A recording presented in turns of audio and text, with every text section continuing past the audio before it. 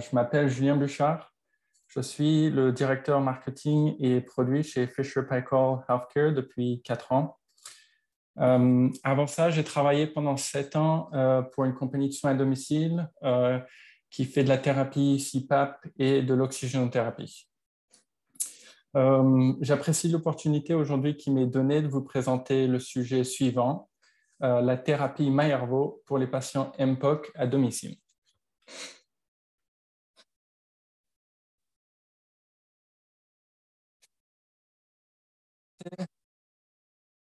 D'intérêt, comme indiqué précédemment, je suis un employé de la compagnie FNP. Pour aujourd'hui, l'agenda de la présentation est le suivant. Nous allons revoir la MPOC, les symptômes et le danger des exacerbations aiguës, la thérapie du haut débit humidifié et les mécanismes d'action, les études cliniques du haut débit humidifié au domicile des patients. Et pour finir, j'aimerais revoir avec vous l'entrevue concernant l'expérience des patients MPOC sur Myervo. Chaque jour, des Canadiens reçoivent la mauvaise nouvelle de leur médecin. Le diagnostic tombe, c'est la maladie pulmonaire obstructive chronique, la MPOC. C'est un terme souvent incompris des patients. Nombreux sont ceux qui pensaient que leurs symptômes n'étaient que l'évolution naturelle de la vieillesse. Alors vraiment, on s'interroge. Aurais-je dû parler de mes symptômes plus tôt? Pourquoi est-ce que je les ai ignorés si longtemps? Mais aussi, que va-t-il se passer et à quoi va ressembler mon futur? Ces hommes et femmes associent souvent l'essoufflement, une toux productive, un torse serré à tout simplement la progression naturelle vers la vieillesse. Par exemple, je m'essouffle plus rapidement pendant ma marche, ma toux reste plus longtemps, je commence à être hospitalisé pour des infections. Le diagnostic est souvent un choc, une mauvaise surprise. Peu de gens ont connaissance de la MPOC, mais malheureusement, ils ne sont pas seuls. De nombreux Québécois sont touchés par cette maladie. Nombreux sont ceux qui l'ont aussi depuis de longues années. Nombreux sont ceux qui ne sont pas conscients d'avoir cette maladie. Au Québec, environ 594 000 personnes diagnostiquées avec la MPOC, ce qui représente environ 11% de la population adulte. Les chiffres varient d'une étude à l'autre, d'une publication à l'autre, mais peu importe car au final, la conclusion est toujours la même. Nombreux sont ceux qui ont la MPOC.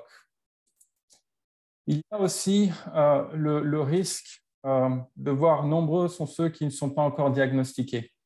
Des fois, on parle de 50% de non diagnostiqués, voire même plus.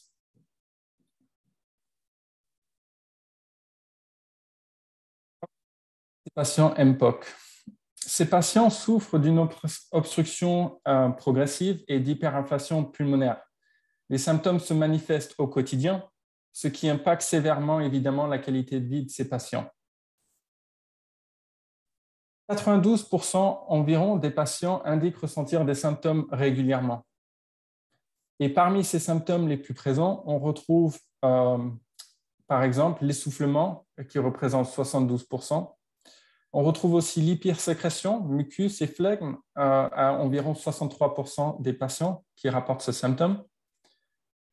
La toux vient ensuite avec proche de 59% et puis enfin sifflement et aussi oppression thoracique qui sont des symptômes que ces patients-là ont.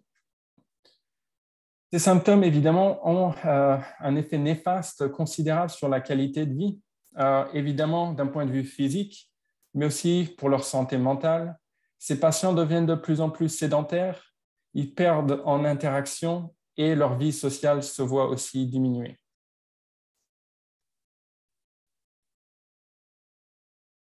J'aimerais parler un peu plus du symptôme de l'hypersécrétion mucociliaire, donc de symptômes de mucus et de flegme dont les patients parlent. Le mucus dans les voies aériennes est une fonction normale, comme vous le savez. Ce mucus permet de coincer, en fin de compte, les pathogènes et les micro-organismes. Et la clairance de ce mucus se fait par le système mucociliaire et la toux. Mais quand il y a une surproduction de mucus, on parle alors d'hypersécrétion. Ce symptôme est bien présent chez les patients MPOC, comme nous l'avons abordé dans la diapositive précédente. Alors, que se passe-t-il? L'inhalation d'irritants, mais aussi les infections virales ou bactériennes, ainsi que l'inflammation des voies respiratoires sont responsables du développement de l'hypersécrétion. Dans un premier temps, j'aimerais surligner sur cette diapositive qu'on remarque chez ces patients qu'il y a une hypertrophie et une hyperplasie des cellules gobelets. Il y a aussi une hypertrophie des glandes sous-muqueuses et la conséquence est une augmentation de production de mucus. Dans un deuxième temps, on va remarquer chez ces patients qu'il y a une diminution de la fonction ciliaire caractérisée par la réduction de cellules ciliaires, mais aussi par l'endommagement de ces cellules qui a pour résultat un battement moins efficace. Le transport mucociliaire est alors beaucoup moins efficace. Du coup, si la production de mucus est augmentée et qu'en plus de ça, le système pour transporter ce mucus est endommagé, alors le mucus devient stagnant et s'accumule.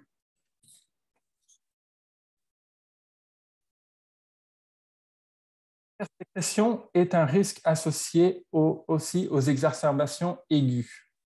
Et là, j'aimerais souligner le cercle vicieux de l'inflammation des voies respiratoires qui va donner à une hypersécrétion du mucus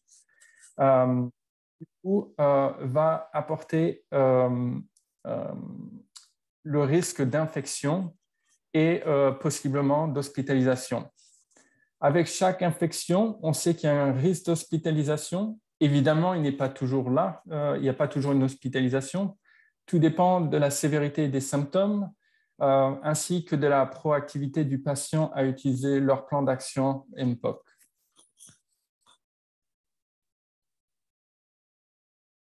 Ces exacerbations, malheureusement, accélèrent la détérioration de la fonction pulmonaire. J'aimerais vous montrer un graphique où on va voir, premièrement, la ligne verte qui représente la fonction pulmonaire d'une personne qui n'a jamais fumé. Ensuite, la ligne noire représente la fonction pulmonaire d'une personne qui fume. En bleu, on voit l'impact de la cessation de tabac sur la fonction pulmonaire. Il n'est pas rare de voir des personnes, en fin de compte, dans la quarantaine ou cinquantaine, qui ont toujours fumé, avoir la fonction pulmonaire de personnes non fumeurs de 70 ans ou plus. Et présentation de l'impact que peut avoir une exacerbation sur la fonction pulmonaire. Alors, on peut voir que la détérioration rapide de la fonction pulmonaire, le patient aggrave la sévérité de leur MPOC, mais aussi augmente leur mortalité.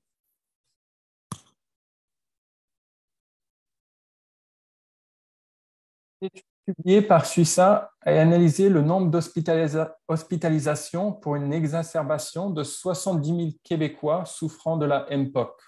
Donc, c'était une étude faite au Québec et c'est bien 70 000 Québécois qui ont été hospitalisés pour une MPOC.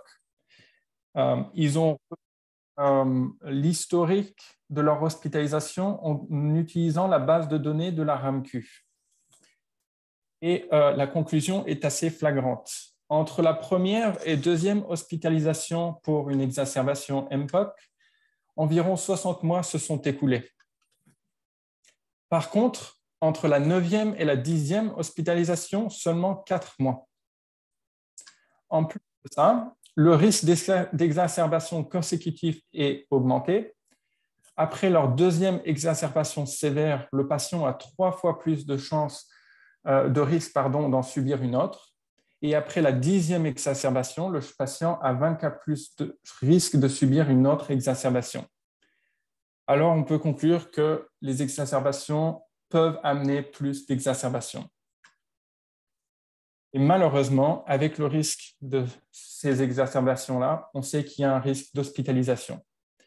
Il y a environ 30 000 hospitalisations par an pour une exacerbation au Québec.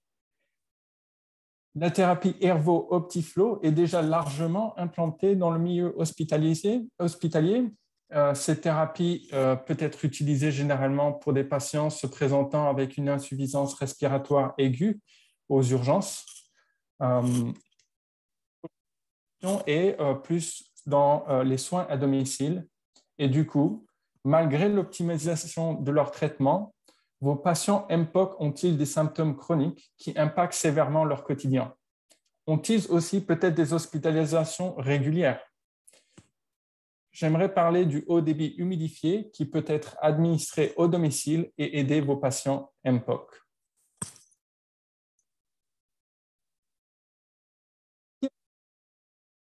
Au domicile du patient.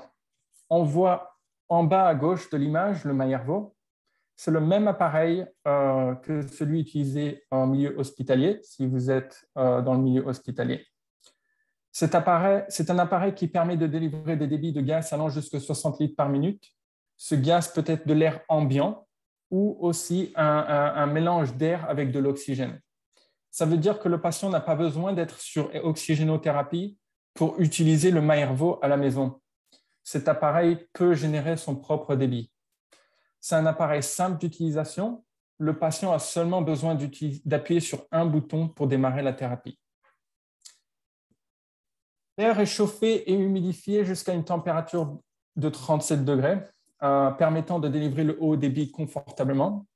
Mais au domicile, généralement, les patients vont utiliser cette thérapie à des débits entre 20 et 30 litres par minute, à une température idéalement de 37 degrés, parfois 34. Il y a une étude qui démontre que les bienfaits avec une utilisation moyenne de seulement 1h30 par jour, mais on essaie généralement d'avoir une utilisation plus longue car c'est associé avec plus de bienfaits pour le patient. Idéalement, on essaiera d'avoir le patient utiliser cet appareil environ 6 heures par jour. Donc, l'air est humidifié, passe par notre tube chauffant et isolant Air Spiral qui permet de bien préserver l'humidité et donc limiter le risque de condensation. L'air est ensuite délivré via la canule Optiflow. Elle est confortable et simple d'utilisation. Avec une canule nasale, on a un système ouvert, soit non étanche. Pour un patient, il est bien plus simple de glisser par-dessus la tête une canule qu'un masque de type VNI.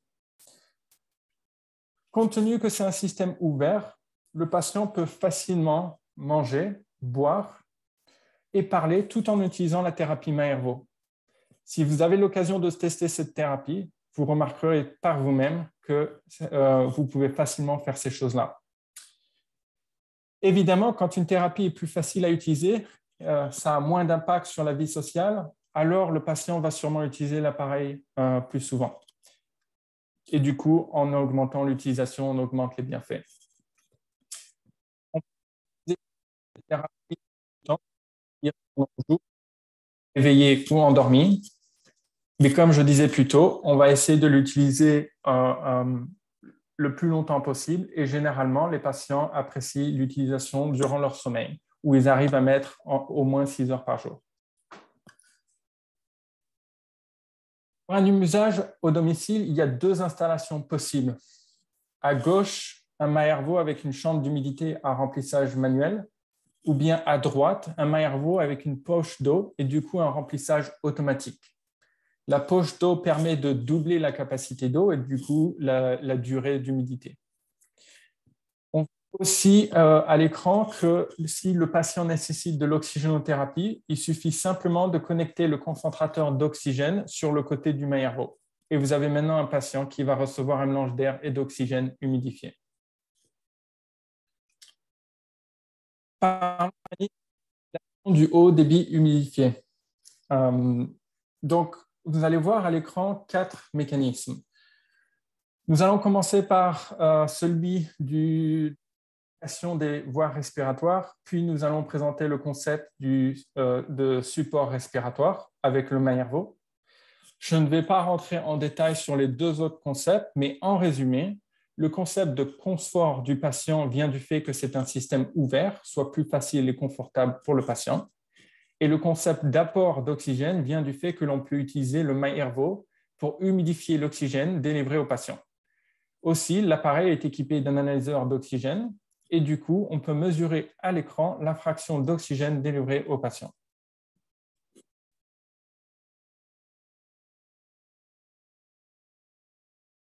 Du coup, d'humidification. Les réservoirs sont protégés par un système de transport mucociliaire, comme on en a parlé un peu plus tôt, et ce système agit comme une ligne de défense contre les pathogènes et les particules fines.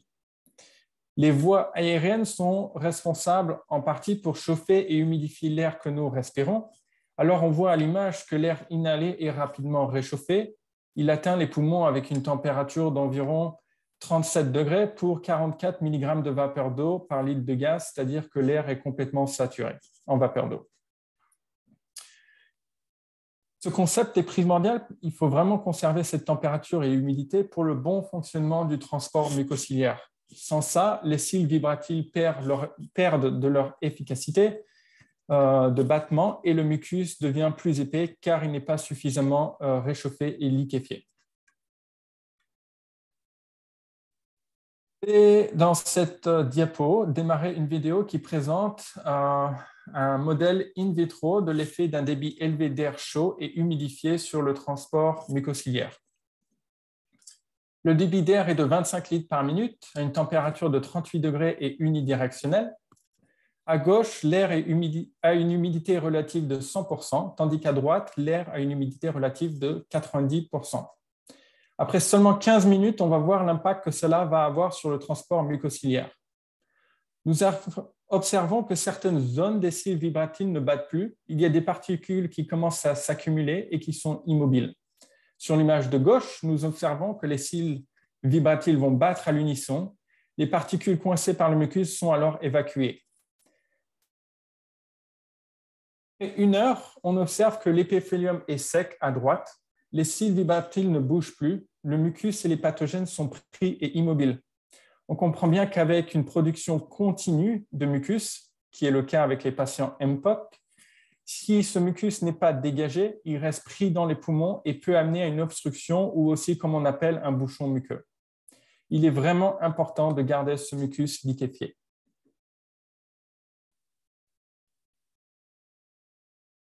Je vais maintenant passer au deuxième mécanisme qui est celui de support respiratoire. Le Maillervo permet de délivrer un support respiratoire. Il y a une pression positive dynamique des voies respiratoires grâce au haut débit délivré aux patients. Quand on mesure cette pression, on atteint environ 5 à 6 cm d'eau maximum à 60 litres par minute. On va remarquer 2 choses.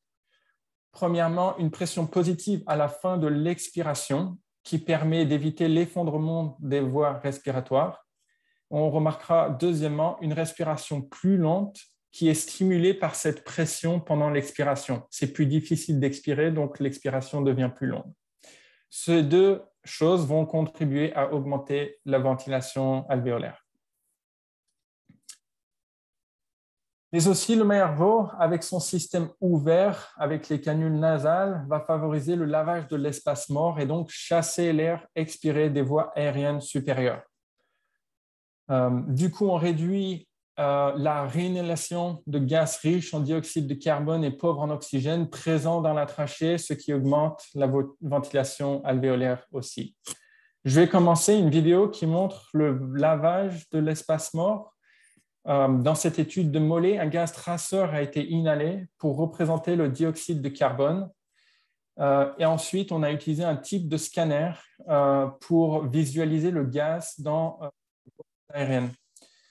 En même temps, du haut débit a été délivré. Il y avait un sujet contrôle. Ensuite, on a aussi visualisé la clairance à un débit de 15 litres par minute, 30 litres par minute et 45 litres par minute. Et comme on pourra le voir, en l'espace de quelques secondes, le gaz traceur est nettoyé et plus le débit est élevé, plus il est nettoyé rapidement. Donc, je vais commencer cette vidéo qui est très courte.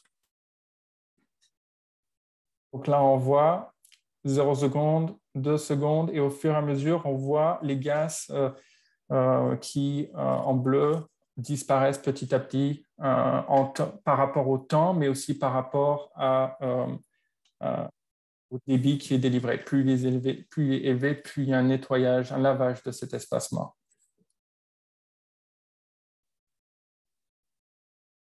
Parlons un peu des données cliniques. Donc, il y a plus de 2000 études et publications qui montrent les bienfaits du haut débit humidifié. Beaucoup de ces études ont été faites sur des patients en détresse grave et donc dans un milieu hospitalier. Parmi ces 2000 études, il y a évidemment beaucoup moins d'études disponibles pour un usage à la maison. Tout de même, on remarque qu'il y a environ 30 études disponibles aujourd'hui qui ont regardé l'usage de cette thérapie à long terme au domicile du patient. J'ai sélectionné quelques études et fait un visuel pour vous montrer ces bienfaits. Donc, on remarque dans un premier temps que le haut débit humidifié dans ces études a permis de réduire l'escalade thérapeutique. Donc, qu'est-ce que je veux dire par là? C'est-à-dire que les patients sur cette thérapie avaient moins d'exacerbation, moins de jours d'exacerbation et aussi moins d'hospitalisation. Ça a aussi augmenté la qualité de vie de ces patients et souvent on a mesuré la qualité de vie par le questionnaire respiratoire de Saint-Georges, mais aussi en utilisant le barème MMRC pour la dyspnée. Et il y a aussi eu des études où il y avait des entrevues pour questionner le patient sur l'impact de la thérapie. Et pour finir, des études qui ont démontré une réduction de l'hypercapnie. Résumé avec des études différentes qui ont conclu aussi que le haut débit humidifié améliore la clarence ciliaire, réduit la fréquence respiratoire, réduit le dioxyde de carbone, réduit le travail respiratoire, et puis finalement aussi réduit la ventilation minute. Donc ça, c'était environ 10 études que j'ai sélectionnées pour vous montrer. Toutes les références sont à l'écran. Et si vous passez plus tard dans notre kiosque virtuel, vous pouvez aussi télécharger une brochure qui contient les références à toutes ces études. Je vais rentrer un peu plus en détail dans quelques études, juste pour partager les données cliniques. Cette première étude de Réa et al. A été menée sur 108 patients randomisés pour recevoir les soins habituels ou le haut débit humidifié pendant 12 mois. Les débits étaient entre 20 à 25 litres par minute pendant au moins 2 heures par jour. Le résultat, comme on peut le voir à l'écran, à gauche, premièrement, est une réduction du nombre de jours d'exacerbation. Le groupe de participants avec les soins habituels ont eu 33 jours d'exacerbation contre 18 jours d'exacerbation pour le groupe avec le haut débit, donc une réduction de 46%. À droite, on voit que le temps avant la première exacerbation était de 27 jours pour les soins, pour les soins habituels, tandis qu'il était de 52 jours pour le groupe avec le haut débit. Ça veut dire qu'on a considérablement retardé la première exacerbation chez ces patients. Une autre étude, cette fois-ci, sur l'amélioration de la qualité de vie. Nagata et al. Avec 30 participants. Les participants ont été randomisés pour recevoir de l'oxygénothérapie ou le traitement au débit avec de l'oxygène pendant 6 semaines. Ensuite, les participants ont reçu le traitement de l'autre groupe. Les débits étaient un peu plus élevés, de 30 à 40 litres par minute, pour un usage supérieur au moins 4 heures par jour. À gauche, le résultat était une amélioration de la qualité de vie. On remarque une baisse de presque 8 points du score total sur le questionnaire respiratoire de Saint-Georges, sachant que généralement, une baisse de 4 points est considérée comme une amélioration significative. Aussi, il y a une réduction de la pression partielle en dioxyde de carbone dans le sang artériel et aussi une réduction de dioxyde de carbone transcutané nocturne, comme on peut voir à droite. Notre étude Sorgard et al. Publiée en 2018 avec 200 patients, cette fois MPOC, randomisés pour recevoir soit le traitement habituel de l'oxygène ou alors de l'oxygène avec le haut débit humidifié. La durée d'utilisation était de 12 mois, donc assez long, au moins 8 heures par jour avec un débit de 20 litres par minute. À gauche, on remarque une réduction du taux d'exacerbation avec À savoir qu'avant le début de cette étude, les 200 patients avaient en moyenne 4 exacerbations par an. Après les 12 mois, le groupe contrôle, comme on peut le voir, avait 4,95 exacerbations durant cette année-là, tandis que le groupe avec le haut débit humidifié ont eu 3,12 exacerbations, ce qui représente une différence de 37%.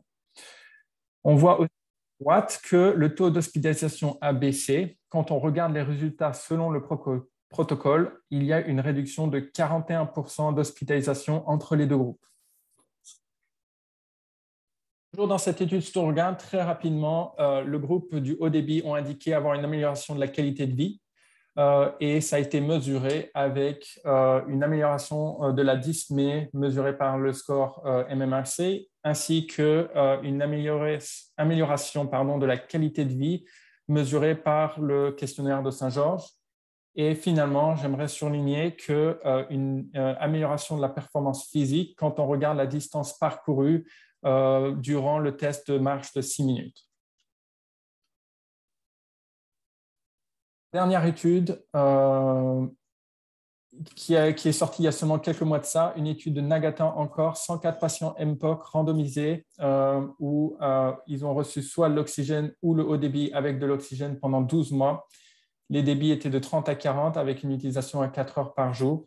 Et le résultat est une réduction des exacerbations par patient par an de 60%, où on voit un groupe contrôle à 2,5 par an, tandis que le groupe avec le haut débit Mayervo a eu seulement une exacerbation. Comme nous avons pu le voir à travers les données cliniques précédentes, le haut débit humidifié a permis de réduire le taux d'exacerbation et qui est critique de contrôler, comme on en a parlé plus tôt dans la présentation, mais ça améliore aussi la qualité de vie des patients. Alors, parlons-en. On a vu des participants de l'étude StoreGuard qui a revu les thèmes que vous pouvez voir à l'écran, les symptômes MPOC, la qualité du sommeil, les activités du quotidien, la sensation de sécurité, la simplicité d'utilisation et pour finir, leur perception concernant la respiration.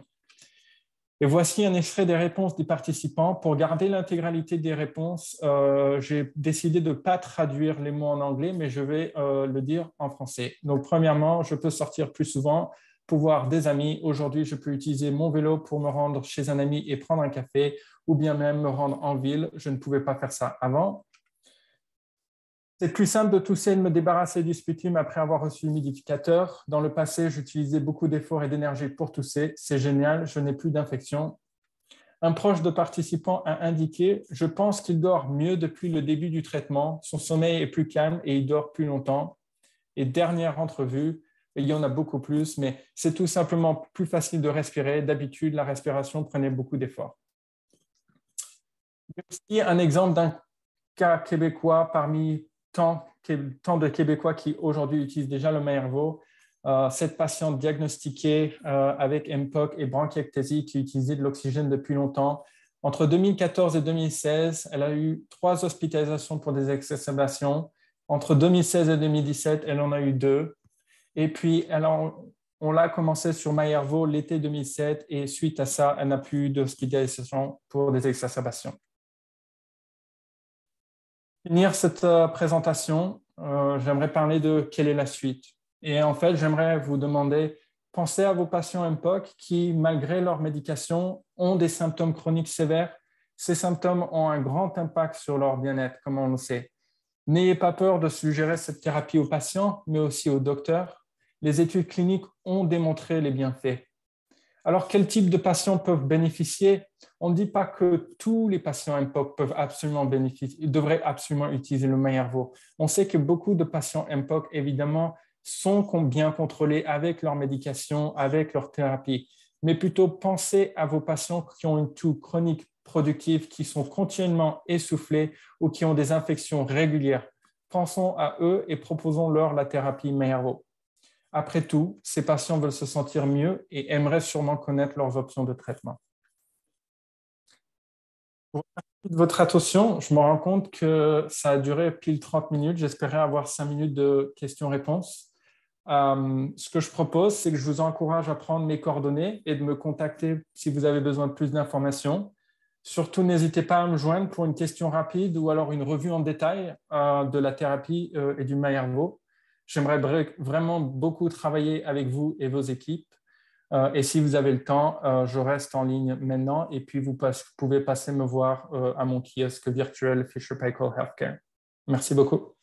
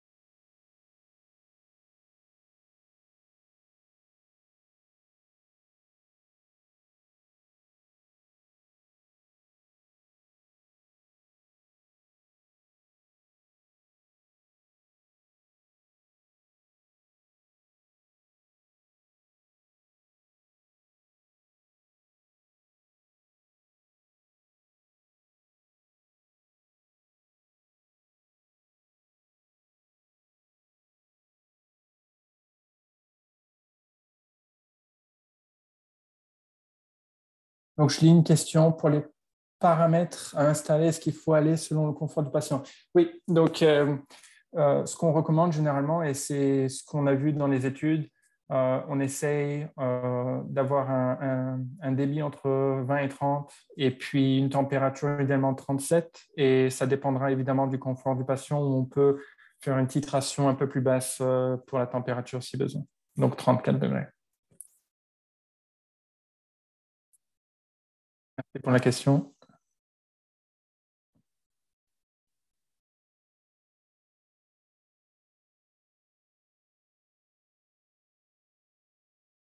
Il y a d'autres questions?